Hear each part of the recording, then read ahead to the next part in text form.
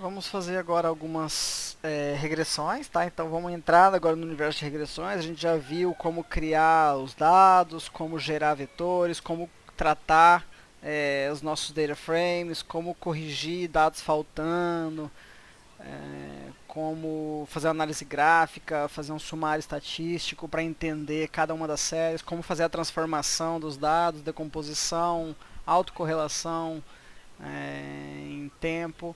E agora a gente começa então agora a mexer com regressão de fato. Então, novamente eu vou criar uma série de dados aqui. Então nós vamos pegar uma variável tempo que vai ir de 1 a 100. Nós vamos criar uma variável vendas que vai ser uma constante mais 3 vezes tempo mais 0,1 vezes tempo ao quadrado e mais um erro, uma distribuição uniforme aqui. E vou jogar tudo isso num data frame mvendas, tá? Então, se a gente pegar ele aqui, nosso data frame, vai ser o tempo e aquela função que a gente criou. Vamos plotar, a gente já sabe que tem um termo quadrático, que a gente acabou de incluir. Então, obviamente, ela vai fazer essa curvatura. Se adicionar uma linha de tendência aqui, então a gente vai fazer uma regressão linear de vendas pelo tempo e tenta plotar em cima. Claramente também ela não vai dar fit, porque a regressão tem um termo quadrático. Como é que a gente faz, então, uma correção de termos? Eu posso adicionar um novo termo. Eu percebo pelo gráfico, a gente tem uma ideia que isso aqui pode ser um termo quadrático. Então a gente criou um termo quadrático, criou ele como uma nova coluna na nossa tabela. Podemos fazer um plot da minha tabela, agora sim, vendas em função de tempo. Está aqui, quadrada, e a gente vê que no tempo square a gente conseguiu praticamente resolver aquele problema, né? Então é um bom sinal. Vamos tentar fazer agora uma nova regressão do y vendas em função do tempo mais tempo square. Aqui eu coloco o sinal de mais, quer dizer, eu vou colocar só esses termos lineares, tá? Não vou fazer termos cruzados. Fiz o fit, calculo o sumário, então a gente vê p-valor todos baixos, então são relevantes. Eu tenho uma intercepção aqui significativa. Eu tenho um coeficiente em x quadrado e tenho um coeficiente em x.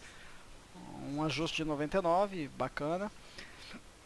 A gente pode também aqui calcular, apresentar os intervalos de confiança com 95% de confiança para os termos. Então, lembra nossa equação? 250, ele encontrou, está no intervalo praticamente. O termo linear era 3, então ele está aqui, termo linear. E o termo quadrático era 0,1, ele também está aqui no termo quadrático. Então, ficou bacana a nossa regressão. Aqui a gente pode fazer algumas análises a mais, tá? Então, vou pegar meus dados novamente de regressão e vou acrescentar uma linha em cima ajustada. Então, o que eu fiz a linha ajustada? Eu criei um novo objeto aqui, onde eu apliquei aqueles fits meus e apliquei nesse tempo novo. Então eu criei, na verdade,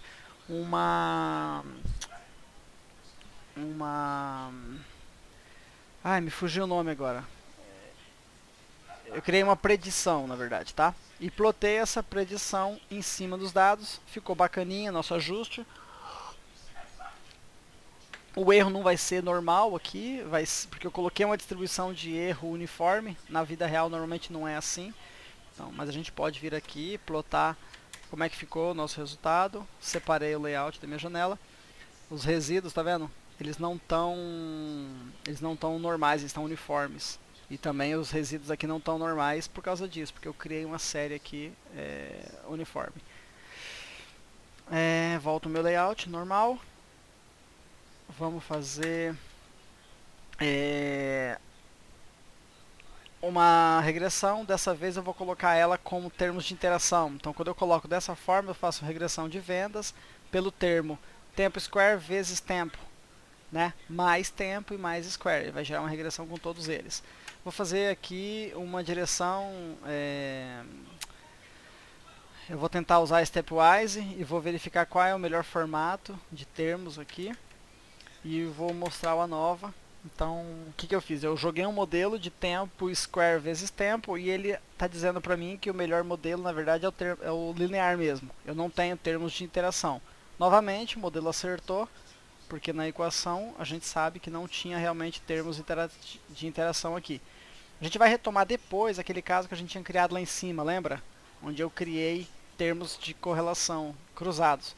Então, nesse caso, ele tem efeito significativo nisso aqui. Vamos voltar na barbearia, eu vou pegar os dados de vendas, vou tirar o domingo. Deixa eu tirar o domingo e a segunda-feira, tá? Eu vou colocar maior que 1, que eu tiro o domingo e segunda. Vamos criar o subset. Vou simplificar o nome dessas colunas todas. Então, se a gente olhar aqui BSS, ele está com aquele monte de campo, né? Dia, rentabilidade, barbearia e tal. Só para simplificar, eu vou substituir o nome das colunas. Vou deixar só D, R, B e tal. Fica mais fácil a gente poder trabalhar. Vou fazer aqui um pairs de cada uma delas. Então, eu estou pegando... É a mesma coisa de eu falar plot BSS, ele vai fazer cada uma das variáveis, uma correlacionada com a outra. Então a gente já sabe, rentabilidade com barbearia, rentabilidade com estética e depois pouco efeito nas demais. Vamos tentar fazer uma regressão de rentabilidade com todas as demais variáveis. Esse ponto significa todas as demais, tá? Vamos plotar como é que ficou. Então a gente está vendo que não expressivo a intercepção, eu tenho aqui alguns termos interessantes e pacotes também não tem representatividade, p-valor alto.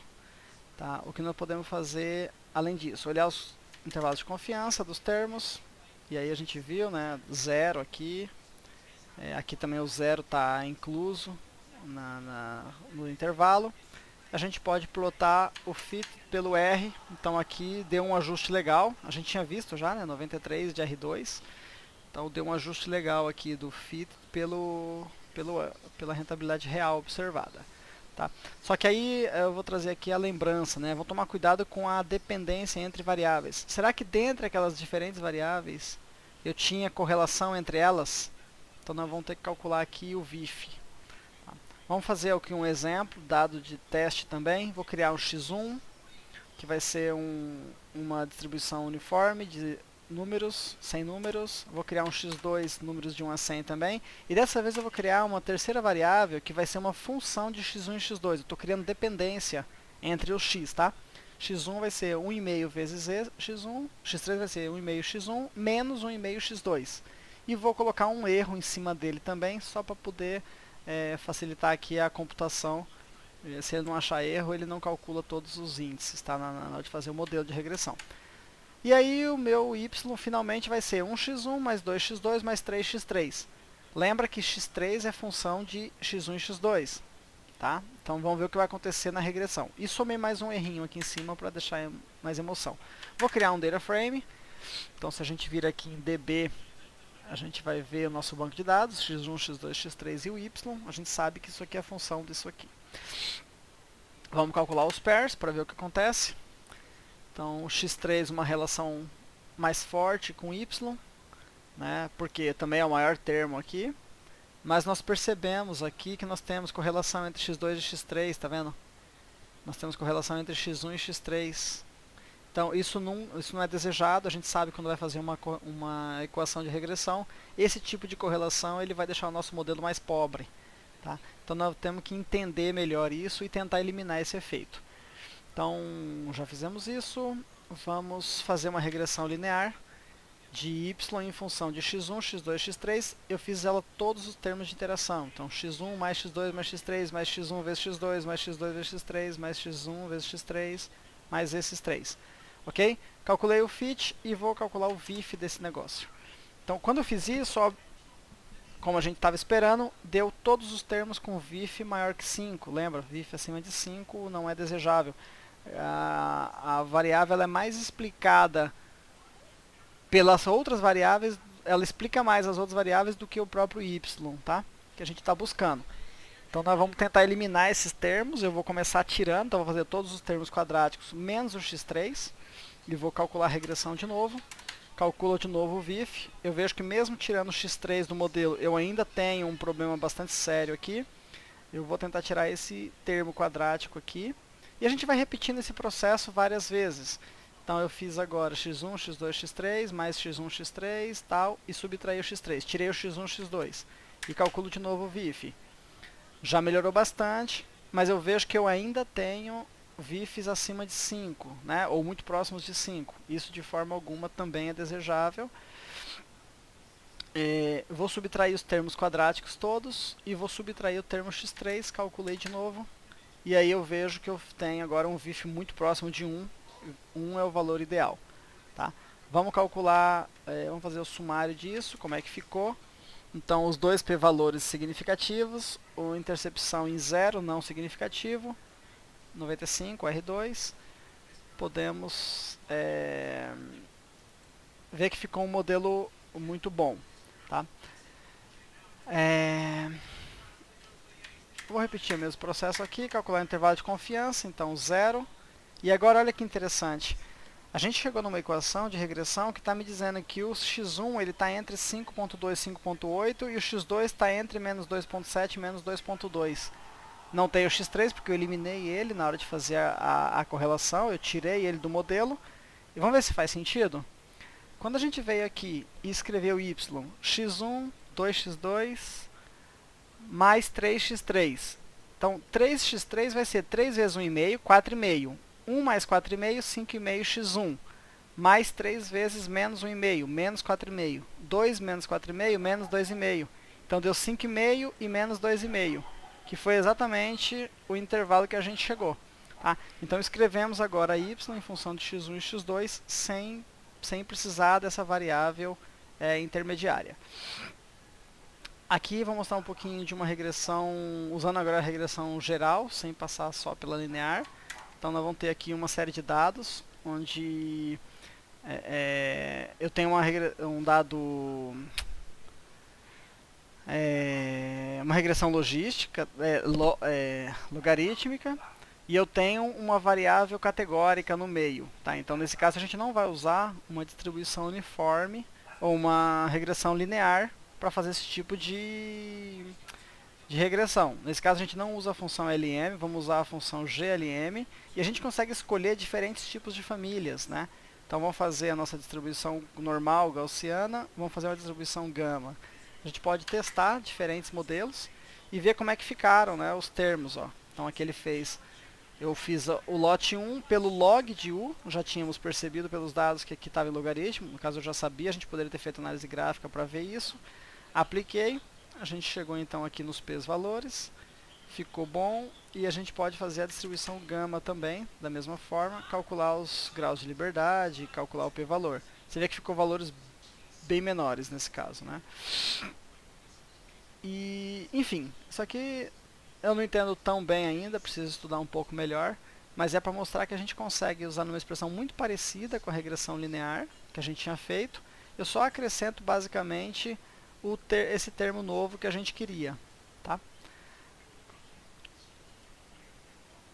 E aí, depois eu explico isso aqui no próximo vídeo.